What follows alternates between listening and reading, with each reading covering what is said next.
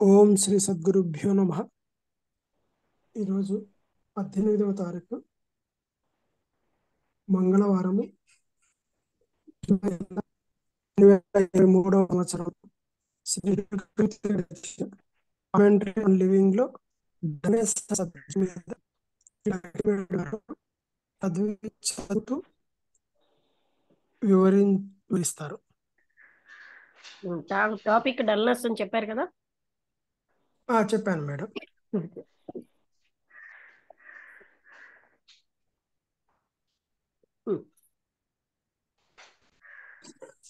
Train start అయ్యేసరికల్లా అక్కడ నిశ్చలమైన light ఉంది, అక్కడ ఇంకా లైట్ ఉంది, కానీ నీడలన్నీ చాలా పొడవుగా ఉన్నాయి. అక్కడ ఆ పట్టణం అన్నది ఆ రైల్వే పట్టణం, ఇట్స్ అరౌండ్ ద రైల్వే, ఆ రైల్వే చుట్టూరా ఉంది. అక్కడ ప్రజలు ట్రైన్ చూడ్డానికని వెళ్తున్న ట్రైన్ ని చూడ్డానికి వచ్చారు. ప్రయాణికులేమో వాళ్ళ చేతులు ఊపుతున్నారు వాళ్ళ యొక్క స్నేహితులతో. ఎంతో పెద్ద సౌండ్తో మేమేమోని బ్రిడ్జికి క్రాస్గా ఒక విశాలమైన వక్రంగా మేడం నిన్న అయినట్టుంది కదా మేడం. ఇది ఏంటండి? నిన్న చదివినట్టున్నాం కదా మేడం. ఇది అవును, ఫస్ట్ పాసేజ్ చదివి ఆపేసాం. ఈ లోపల ఇంకొక ముందు చాప్టర్ చదవలేదని తెలిసి ఓకే మేడం. ఓకే అదనమాట. అంటే ఆ వక్రంగా ఉన్న నది మీద క్రాస్గా ఆ బ్రిడ్జ్ ఉన్నది. మేము నెమ్మదిగా వెళ్తోంది ట్రైను. అంటే అక్కడున్న అవన్నీ కూడా లెక్కలు, అంటే ఒకటి దాని తర్వాత ఒకటి ఉంటాయి కదా బ్రిడ్జ్ మీద spans. And there were a 58 of them between the two shores. రెండు ఒడ్డుల మధ్య 58 ఉన్నాయట.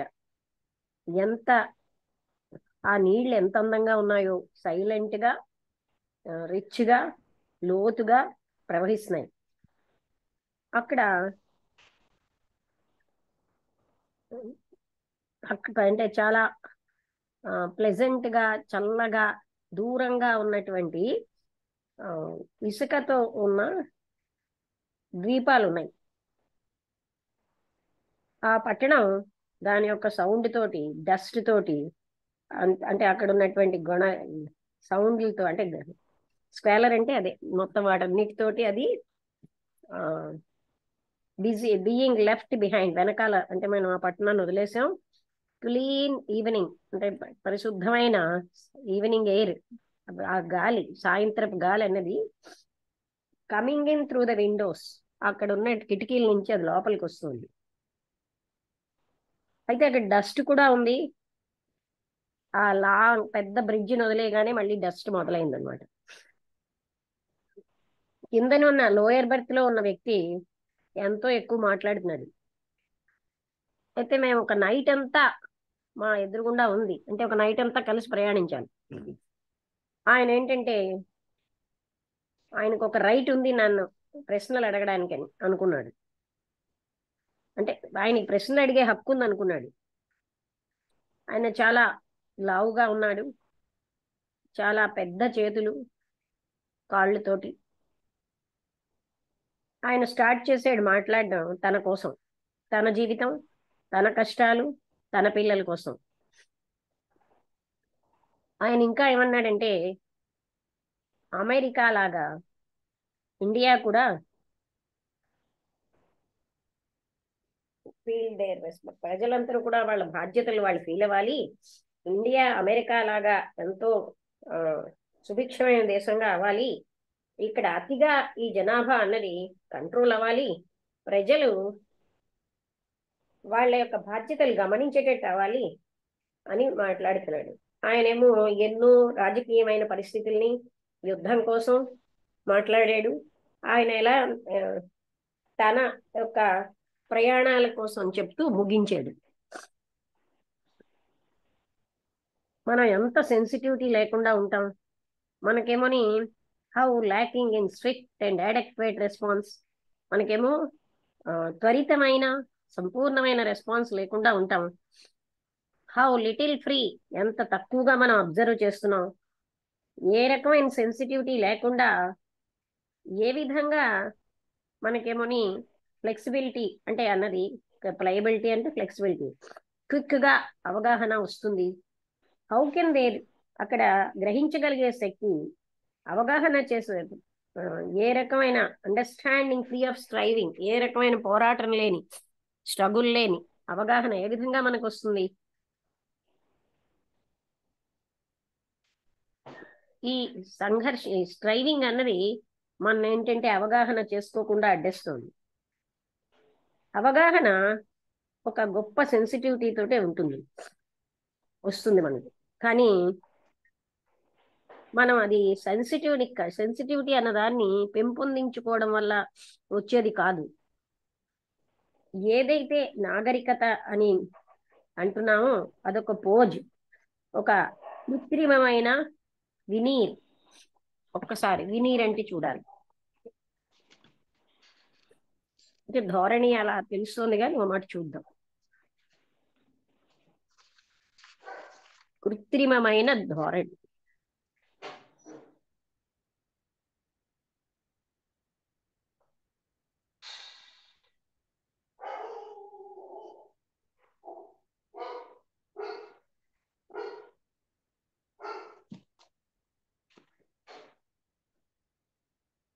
పై మెరుపు పొర, పూత, పై మెరుపు పూత. కరెక్ట్. అదొక పొరలాగా, పైన పూతలాగా. అంటే అది కేవలంగా ఈ నాగరికత అన్న దానికోసం ఆయన ఏం చెప్తున్నారంటే, ఇది ఒక పోజు, ఒక కృత్రిమమైన పూత అంటే లేదా పొర. ఈ కోటింగ్ అన్నది సెన్సిటివిటీ కాదు. అంటే మనం ఏంటి, పైన మనం సివిలైజేషన్ చూపిస్తున్నాం అనమాట. అంటే cultivated, that which is cultivated, ఏదైతే మనం పెంపొందించుకుంటామో అది కేవలం పోజే, అది పై పూతే. ఈ అక్కడ ఈ కోటింగ్ అన్న దాంట్లో సెన్సిటివిటీ లేదు. అక్కడ ఒక రకమైన మేనర్స్, షాలో అంటే లోతు లేనివి, అకార్డింగ్ టు ఇన్ఫ్లుయెన్స్, అక్కడ ఉన్నటువంటి ప్రభావాన్ని బట్టి డెప్త్ ఉంటుంది.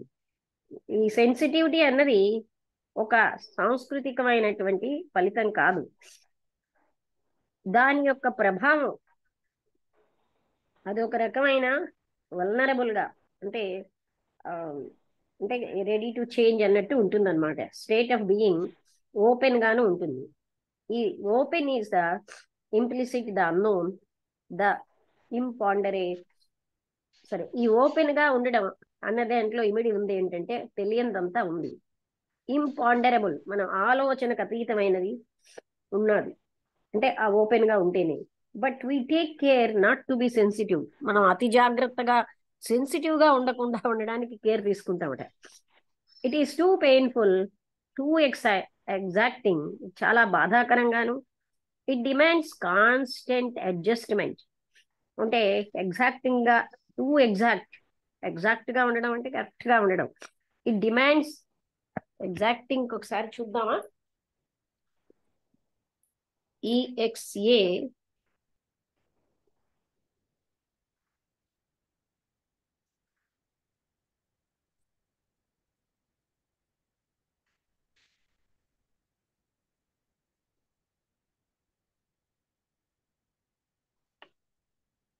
ఖచ్చితమైన, అంతే.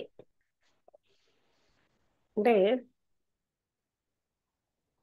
ఇక్కడ ఏం చెప్తున్నారంటే the open is the implicit, the unknown, అదేమో అందులోనే అన్నోన్ అన్నది ఆలోచనకు అతీతమైనది ఉంది. మనం ఎప్పుడు సెన్సిటివ్ గా ఉండకుండా ఉండడానికి చాలా జాగ్రత్త పడతా ఉంటారు. అది చాలా బాధాకరంగా, ఖచ్చితంగా. ఇట్ డిమాండ్స్ కాన్స్టెంట్ అడ్జస్ట్మెంట్, నిరంతరంగా అడ్జస్ట్మెంట్ అవుతూ ఉండాలి. విచ్ ఈస్ కన్సిడరేషన్, అదే దాన్ని పట్టించుకోవడం. To consider is to watchful, consider చేస్తున్నాం అంటే జాగ్రత్తగా గమనిస్తున్నాం. కానీ we would rather be comforted, మనం ఎక్కువగా ఎప్పుడు అంటే సుఖంగా ఉంటామంటే పుట్ టు స్లీప్, నిద్రపోవడానికి, మేడ్ డల్ గా ఉండడానికి మనం చాలా సుఖంగా ఉంటాం. అంటే మనం ఎరుకతో ప్రతిదాన్ని అతి జాగరూకతతో చూడడం, ఇవన్నీ కూడా మనకి కష్టంగా ఉంటాయి. అందుకే మనం ఏం చేస్తున్నాం, సుఖంగా ఉండాలంటే నిద్రపోయేటట్టుగా డల్ గా ఉంటాం. ఇప్పుడు మనం చేసే పనులు కూడా ప్రతిరోజు అవే పనులు చేసేసుకుని వెళ్ళిపోతే మనకి ఏమీ ఎరుక అవసరం లేదని అలా చేస్తాం. కింద టాపిక్ లో కూడా వచ్చింది. The news papers, the magazines, the books through our, అంటే మనకి ఈ న్యూస్ పేపర్స్, ఈ మ్యాగజైన్స్, ఈ పుస్తకాలు ఇవన్నీ కూడా చదవడానికి ఒక రకమైన ఎడిక్షన్, అంటే గట్టి అలవాటు అయిపోతున్నాయి. లీవ్ దే డల్లింగ్ ఇంప్రింట్, అందుకని అవన్నీ కూడా మనని డల్ చేస్తున్నాయి, ఆ డల్లింగ్ ముద్ర వేస్తున్నాయి.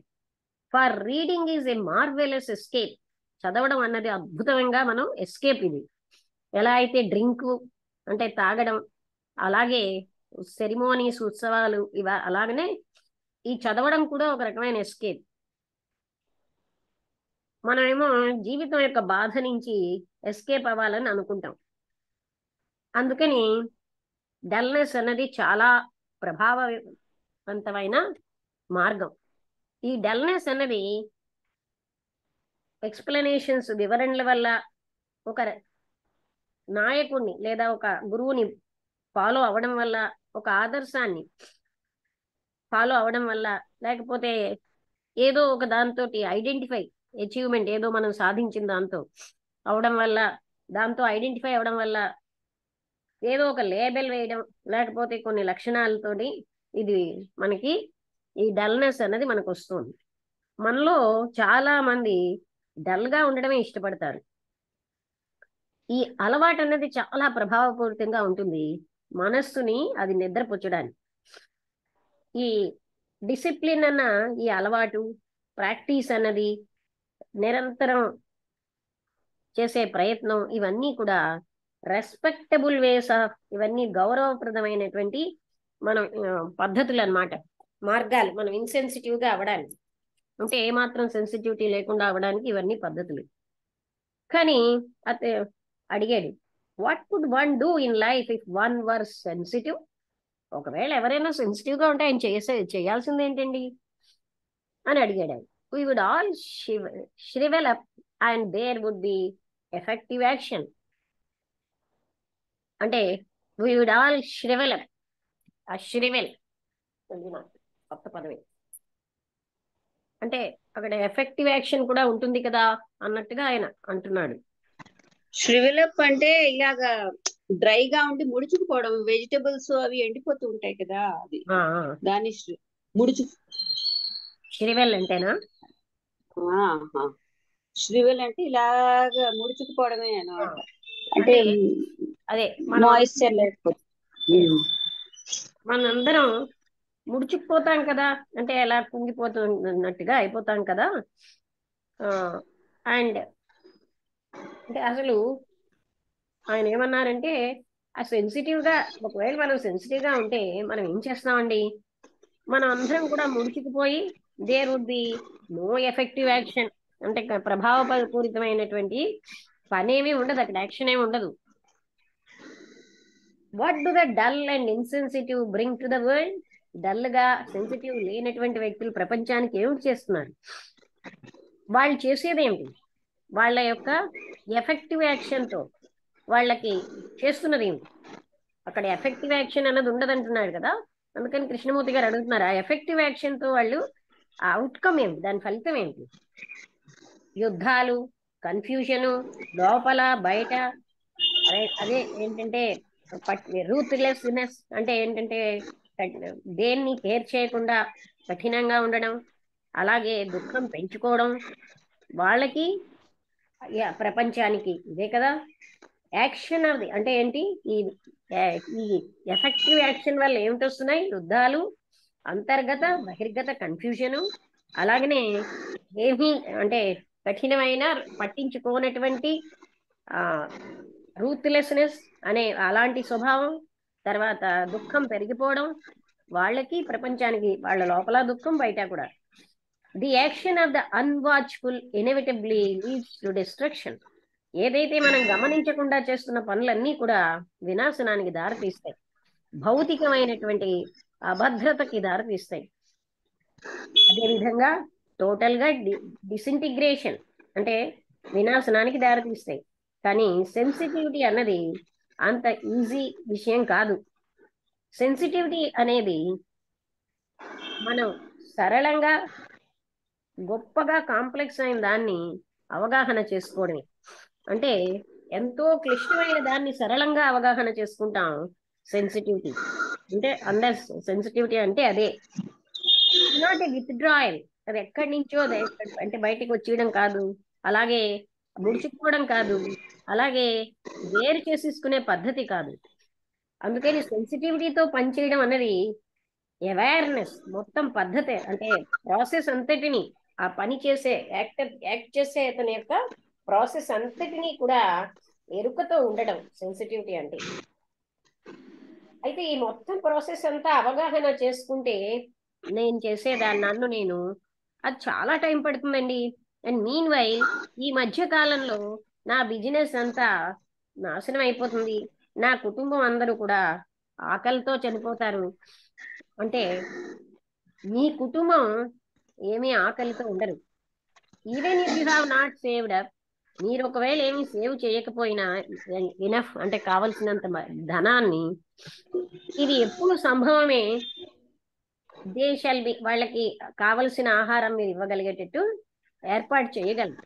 మీ బిజినెస్ ఎప్పుడు కూడా నిస్సందేహంగా అది అన్డౌటెడ్ అది నాశనం అయిపోతుంది నిస్సందేహంగా. కానీ ఈ వినాశనం ఇతర లెవెల్స్ లో అంటే ఈజ్ ఆల్రెడీ టేకింగ్ ప్లేస్. అది అప్పుడే జరుగుతోంది కదా, ఇప్పటికే జరుగుతోంది. ఈ వినాశనం అన్నది ఆల్రెడీ అది అంటే దాని యొక్క ఉనికి ఉంది, అంటే అది ఆల్రెడీ ఉంది. మీరు మీ యొక్క బాహ్యమైనటువంటి బ్రేకప్ అన్న దాన్నే అంటే మీరు అదే ఒక్కటే మీరు చూసుకుంటున్నారు, పట్టించుకుంటున్నారు. మీరేంటంటే మీరు చూడదలుచుకోవట్లేదు, తెలుసుకోదలుచుకోవట్లేదు. మీ లోపల ఏం జరుగుతుందో మీరు చూడటం లేదు. మీరు ఆ అంతర్గతమైన ఔటర్ అన్న దాన్ని అంటే ఏదో ఒక రకంగా ఔటర్ ని నిర్మించాలన్న హోప్ తోటే ఉంటున్నారు. మీరు ఇన్నర్ ఏమీ పట్టించుకోవట్లేదు. కానీ ఇన్నర్ అన్నది ఎప్పుడు కూడా ఔటర్ ని అధిగమిస్తుంది. అంటే బాహ్యాన్ని అంతరంగికమైనది అధిగమిస్తుంది. ఈ బాహ్యమైనది without the fullness of the inner యొక్క సంపూర్ణత్వం లేకపోతే అది పనిచేయదు. కానీ ఈ అంతర్గతమైనటువంటి ఈ సంపూర్ణత్వం అన్నది అది రిపిటీషియస్ సెన్సేషన్ కాదు, తిరిగి తిరిగి వచ్చే సెన్సేషన్ కాదు, లేకపోతే సంస్థాపించబడిన మతం కాదు, లేకపోతే ఎన్నో యథార్థమైన విషయాలను పోగు చేసుకోవడం కాదు జ్ఞానం అన్న పేరుతో. The way of all these inner pursuits, ఆంతరంగికమైన ఈ వెతుకులాటలన్నింటి యొక్క మార్గము కూడా అవగాహన చేసుకోవాలి. ఎందుకంటే ఔటర్ సర్వైవ్ అవ్వాలంటే, హెల్తీగా ఉండాలంటే. అందుకని మీకు టైం లేదు అని చెప్పకండి, ఎందుకంటే మీకు చాలా టైం ఉంది. ఇది టైం లేకపోవడం కాదు, మీకేమో దాని పట్ల గౌరవం లేదు, మీకు డిసిన్క్లినేషన్, దాని పట్ల ఏమీ మీరు మొగ్గు చూపెట్టడం లేదు, మీకు అంతర్గతమైనటువంటి రిచ్నెస్ లేదు, అంటే సంపద. ఎందుకంటే మీకు తృప్తి కావాలి, మీ ఇన్నర్ రిచెస్ అన్నీను మీరు ఆల్రెడీ అవన్నీ ఉన్నాయిగా. దట్ ఆఫ్ ద ఔటర్, బాహ్యమైనవన్నీ. You want the gratification of inner riches, అంటే మీ ఆంతరంగికమైనటువంటి సంపదల్ని మీరు ఆల్రెడీ బాహ్యమైనటువంటి వాటితోటి సంతృప్తి పడాలని చూస్తున్నారు, ఆ ఇన్నర్ని సంతృప్తి పరచుదామని. యు ఆర్ నాట్ మీరేమీ కూడా wherewithal to lead your family.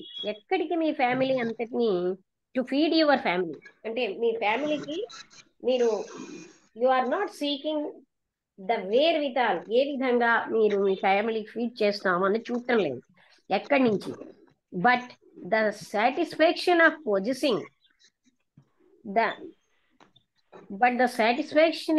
Possessing మీకు ఎక్కడ అంటే వాళ్ళు కలిగి ఉన్నాము, వాళ్ళందరినీ నాతో ఉన్నారన్న ఒక తృప్తి మాత్రమే. ఏ వ్యక్తి అయితే ఇవన్నీ కలిగి ఉంటాడో, అది ఏమోని సంపద అవనండి, జ్ఞానం అవనండి, ఆయన ఎప్పుడు సెన్సిటివ్ గా ఉండడు. హీ కెన్ నెవర్ బి, ఆయన ఎప్పుడు కూడా ఫ్లెక్సిబుల్ గాను ఓపెన్ గాను ఉండడు. టు పొజెస్ ఏదైనా కలిగి ఉన్నామంటే మనం అప్పుడే డల్ అయిపోతాం. ఆ పొజిషన్ అనేది సద్గుణం అవ్వచ్చు, కొన్ని లేకపోతే ధనం అవ్వచ్చు. ఈ పొజెస్ అంటే ఏదైనా కలిగి ఉండడం ఒక పర్సన్ ని కూడా, అంటే to possess A person is to be unaware of that person. అంటే ఆ పర్సన్ ని నేను కలిగి ఉన్నానంటే ఆ పర్సన్ నాకేమీ కూడా ఆయన కోసం తెలియదు. To seek and to possess, వెతకడం, ఏదో ఒకటికి నాదనిపించుకున్న ఈ రియాలిటీ ఈజ్ టు డినైట్. అదే విధంగా సత్యాన్ని కూడా నేను కావాలి నాది అనిపించుకోవడం అంటే దాన్ని కాదంటున్నాం, తిరస్కరిస్తున్నట్టే. When you try to overcome, మీరు ఎప్పుడైతే ఈ సద్గుణాలతో ఉన్నదాన్ని అధిగమించాలనుకుంటున్నారో, ట్రై టు బికమ్ వర్చువస్, సద్గుణాలతో నేను సద్గుణవంతుడు అవ్వాలని మీరు ప్రయత్నిస్తున్నారంటే అప్పుడు మీరు సద్గుణవంతులు అవనే లేరు. మీరు మీ యొక్క వెతుకులాట సద్గుణం కోసం అది కేవలంగా మీకు తృప్తినిస్తుంది ఒక డిఫరెంట్ లెవెల్లో. ఈ మీరు మీ లోపల ఉన్నది ఏదో ఉంది అంటే కోరుకున్నారా, తృప్తి వస్తుంది. ఇలాంటి తృప్తి అనేది సద్గుణం కాదు. సద్గుణం అంటే స్వేచ్ఛే. ఎలాగ ఈ డల్ గా గౌరవప్రదంగా సద్గుణాలు లేనటువంటిది స్వేచ్ఛ పొందగలుగుతుంది? ఈ ఫ్రీడమ్ ఆఫ్ అలోన్నెస్ అంటే ఒంటరితనం అనేటటువంటి ఈ స్వేచ్ఛ is not the enclosing process of isolation. అంటే ఇది వేరవడం లక్ష్మి అంటే ప్రీవియస్ పారాగ్రాఫ్ లాస్ట్ 2 లైన్లు నాకు చదవలేదు. చదివాను. Gratification is not virtue. నీకు వినబడలేదు? వినబడింది కదండి అందరికి. వర్చ్యూ ఇస్ ఫ్రీడమ్ చదివాను. అయితే ఏ విధంగా ఇలాంటి డల్ గా గౌరవప్రదంగా వర్చ్యూస్ లేనటువంటిది స్వేచ్ఛ పొందగలదు అంటే ఈ ఫ్రీడమ్, అలోన్నెస్, ఒంటరితనం యొక్క స్వేచ్ఛ అన్నది అది ఏంటంటే ఎన్క్లోజింగ్ ప్రాసెస్ ఆఫ్ ఐసోలేషన్. అంటే వేరుగా అయిపోవడం కాదు, నేను వేరేగా ఉన్నాను అంటూ నన్ను నేను వేరు చేసుకోవడం కాదు. ఇలా వేరు చేసుకోవడం అన్నది అంటే వెల్త్ అంటే సంపదలో కానీ, లేకపోతే పేదరికంలో కానీ, జ్ఞానంలో కానీ, లేకపోతే జయ పొందడంలో కానీ, ఇన్ ఐడియా ఇన్ వర్చ్యూ, ఒక ఐడియాలో కానీ ఒక సద్గుణంలో కానీ, అదే డల్నెస్, అదే ఇన్సెన్సిటివ్ గా ఉండడం. అంటే తాను నాకెంతో ధనం ఉందని కానీ, నేను చాలా పేదవాడిని, నాకే జ్ఞానం ఉందని కానీ, నేను అన్ని జయాలు పొందుతున్నాను, నాకే సద్గుణాలు ఉన్నాయి అని అలాగా మనం అవడమే డల్ అన్నమాట, ఇన్సెన్సిటివ్. ఈ డల్ అన్నది ఇలాగా ఎంతో రెస్పెక్టబుల్, ఎంతో గౌరవప్రదమైంది, అది ఎప్పుడు కమ్యూన్ చెయ్యలేదు. అంటే ఇంకొకరితో ఏమీ కూడా అది దాంట్లో ఉన్నది వ్యక్తం చేయలేదు. And when they do it is with their own self projections. అలా వాళ్ళు చేస్తున్నారంటే వాళ్ళ లోపల వాళ్ళు ఊహించుకున్నవే ప్రొజెక్ట్ చేస్తున్నవే చేస్తున్నారు. ఇలా కమ్యూన్ చేయాలంటే అక్కడ సెన్సిటివిటీ ఉండాలి, వల్నరబిలిటీ ఉండాలి, అంటే ఫ్లెక్సిబుల్ గా ఉండాలి. ఆ ఫ్రీడమ్ ఫ్రమ్ బికమింగ్, ఏదో ఒకటి అవ్వాలి అన్న దాని నుంచి స్వేచ్ఛ పొందాలి. అదే భయం నుంచి కూడా స్వేచ్ఛ. ప్రేమ అన్నది ఒకటి అవ్వడం వల్ల, ఏదో ఒకటి అవ్వడం వల్ల వచ్చేది, అంటే మనం తయారు చేసుకోవడం వల్ల వచ్చేది కాదు. State of I shall be, నేను ఇలా అవుతాను అనే స్థితి కాదు. ఏదైతే మనం అవుతున్నామో అది ఎప్పుడు కూడా కమ్యూన్ చెయ్యలేదు, వ్యక్తం చేయట్లేకపోతుంది. For it is ever isolating, అది ఎప్పుడు కూడా వేరైపోతూనే ఉంటుంది. ప్రేమ అన్నది చాలా ఫ్లెక్సిబుల్ గా వల్నరబుల్ గా ఉంటుంది. ప్రేమ అన్నది ఎప్పుడు ఓపెన్ గా ఉంటుంది. ఇంపాండరబుల్ అంటే ఆలోచనకు అతీతమైనది, ఆలోచనతో పట్టుకోలేము. అన్నోన్, తెలియనిది, అంటే మనకి మాటలతో ఆలోచనతో అది పట్టుకోలేము ప్రేమని, ఎందుకంటే ప్రేమ ఆలోచనకు అతీతమైంది. ఇక్కడితో ఈ టాపిక్ అయిపోయింది. చూసారు కదా, ఇదే విధంగా మనందరం కూడా ఆ వ్యక్తిలాగే ఉంటున్నాం. ఇప్పుడు బాబాజీ గారు చెప్పిన తర్వాత మరి కొంచెం క్లారిటీ వస్తుంది అందరికి.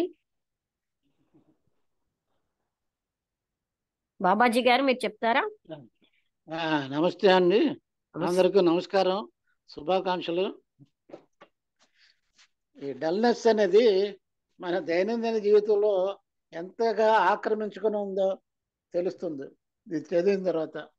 కృష్ణమూర్తి గారు ఏ సంఘటన జరిగినా కూడా ఎంత సెన్సిటివ్గా ఉంటారో మొట్టమొదటి పేరా చెప్తుందన్నమాట. తన చుట్టూ ఉన్న పరిసరాలు ఎంత బాగా గమనిస్తారో అనేది తెలుస్తుంది. ఆ గమనింపే సెన్సిటివ్నెస్, సున్నితత్వం. సున్నితత్వం అనేది లేని జీవితం వ్యర్థం. ఈ డల్నెస్, మొద్దుబారుడుతనం. అందుచేత తన ప్రయాణంలో కానీ, నలుగురితో మాట్లాడడంలో కానీ, ఒక వ్యక్తిలో ఉన్న ఆ ముఖ కవళికలు, ఇటువంటివన్నీ కూడా ఆయన గమనిస్తూ ఉంటారు. ఆ గమనింపులోనే అంతా అర్థం అయిపోతుంది. అంచేత మనం దీని గురించి దీని నుంచి మనం ఆ సెన్సిటివ్నెస్ అనేది మనం తెలుసుకోవాలి. మన జీవితాలు ఎంత డల్గా ఉన్నాయో మన అర్థం అవుతుంది అన్నమాట. అంచేత ఈ మన రోజువారీ జీవితంలో నలుగురు కలిసి ఉన్న చోట, గుంపుగా ఉన్న చోట, ట్రైన్లోను బస్సులోను ఉన్నప్పుడు కూడా మనం ఇటువంటి వ్యక్తుల్ని చూస్తుంటాం. వాళ్ళు ఎక్కువగా తన సొంత డాంబికం, సొంత జీవితంలో గొప్ప ఏదో సాధించినట్టు, మెడల్స్ పొందినట్టు అవన్నీ కూడా డాంబికంగా చెప్పుకుంటుంటారు. అదే సెన్సిటివ్నెస్ అనేది అనుకుంటారు అన్నమాట. అంచేత వారు డల్గానే ఉంటారు. అది చెప్పుకోవడంతో సరిపోతుంది అంత తప్ప సెన్సిటివిటీ అనేది రాదు. సెన్సిటివిటీ అనేది దాని ఎంత గొప్పది అంటే అండర్స్టాండింగ్ తీసుకొస్తుంది. మనల్ని మనం అర్థం చేసుకోవడానికి, సమాజాన్ని అర్థం చేసుకోవడానికి ఆ సెన్సిటివ్నెస్ ఎంతో పనిచేస్తుంది మన జీవితానికి. అది మన పెర్సెప్షన్ గ్రహించడానికి, రిసెప్టివిటీ మనం తెలుసుకోవడానికి, ఆ అండర్స్టాండింగ్, ఇవన్నీ కూడా సెన్సిటివ్నెస్ తీసుకొస్తుంది. ఆ సెన్సిటివ్నెస్ వల్ల మన సెన్సిటివ్నెస్ అనేది అది ఒక వర్చ్యూ. దాన్ని కల్టివేట్ చేసుకుంటే రాదు, అలవాటు చేసుకోవడం వల్ల రాదు, గమనింపు వల్లే వస్తుంది. అంటే ఆ అండర్స్టాండింగ్ చేసుకోవడం వల్ల వస్తుంది. అది మనం గ్రహించాలి. మనం జనరల్గా ఇవన్నీ కూడా మనం ఎందుకు సెన్సిటివ్గా లేవంటే, మన రోజువారీ జీవితం ఎలాగుంది, ఏదో టీవీ చూడడం, పత్రికలు చదవడం, ఇవన్నీ దీంతోనే సరిపెట్టుకుంటున్నాం.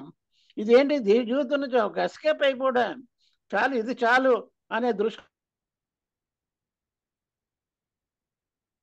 వినబట్టం లేదు బాబాజీ గారు.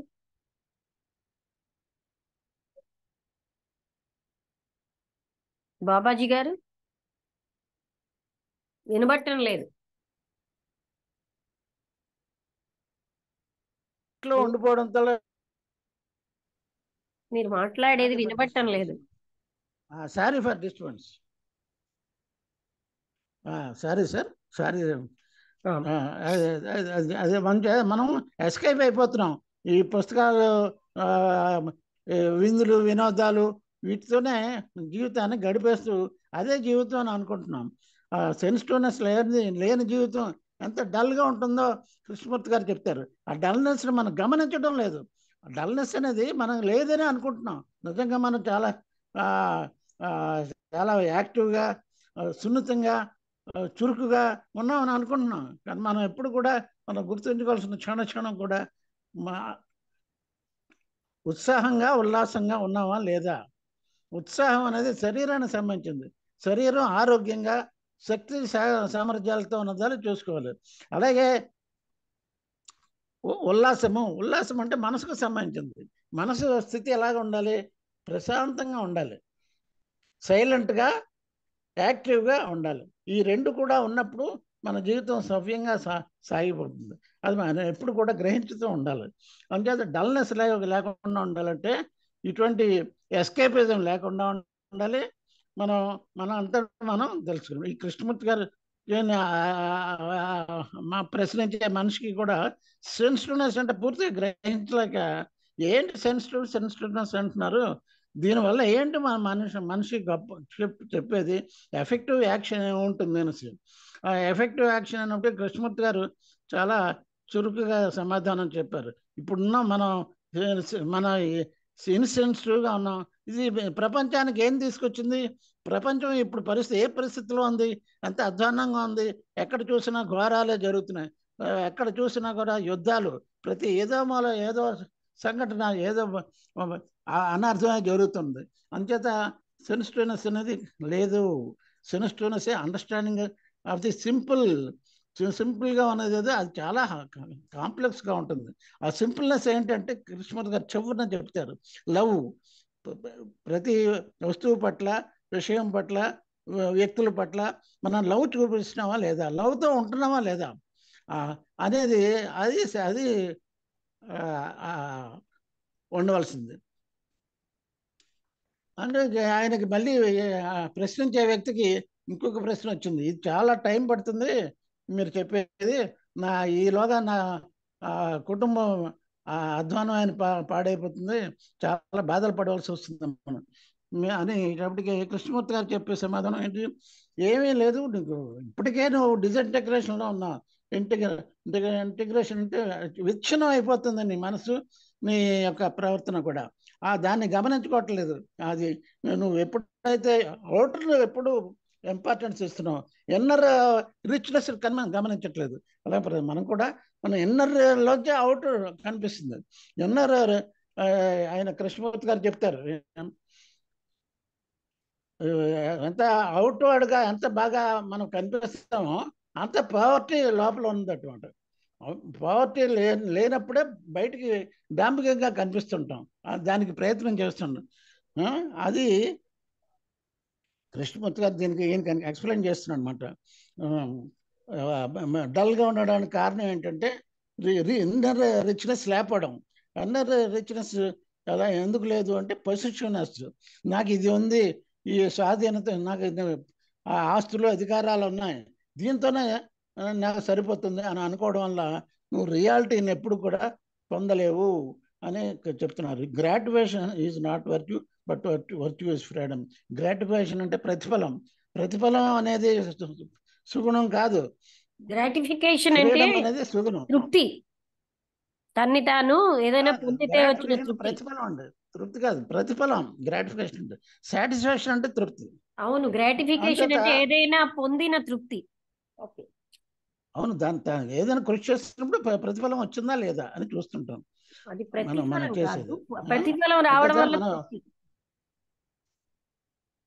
అప్పుడు మనిషి ఎప్పుడు కూడా బీయింగ్ బికమింగ్లో ఉంటాడు. ఏదో సంపాదించాలని, ఫలానా టైంలో నేను సంపాదించిన, నేను గొప్పవాడిని కావాలి, ఏ వర్చ్యూ కావాలన్నా కూడా దాన్ని సంపాదించగలను అని అనుకుంటాడు. బికమింగ్ ఎప్పుడు కూడా ఫ్రీడమ్ అని ఇవ్వలేదు.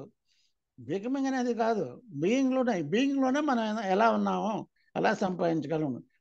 హైయెస్ట్ వర్చ్యూ ఏంటంటే love. At the feet of the master love అనే చాప్టర్లో చెప్తారన్నమాట.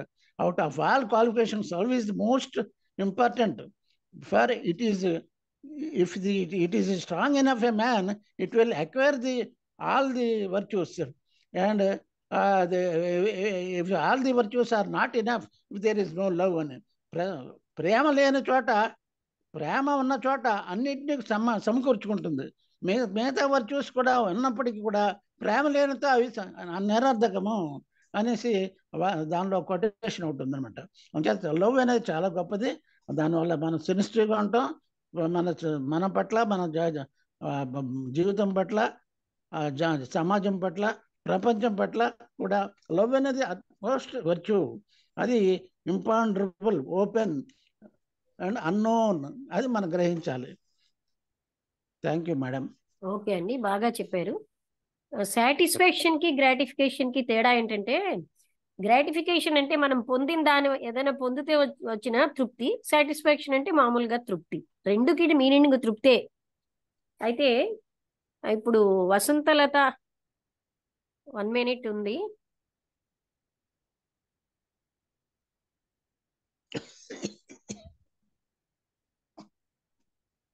మళ్ళీ స్టార్ట్ అవగానే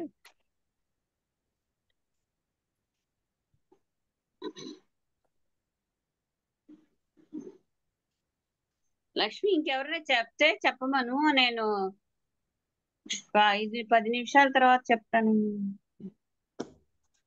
అయితే రాంభద్రి గారు, రాంభద్రి గారిని చెప్పమను. స్టార్ట్ అవుతుంది 1 minute లో, అప్పుడు చెప్పు. అంటే నాకు కొంచెం నీళ్ళు పట్టుకోవడం అది కొంచెం. ఓకే.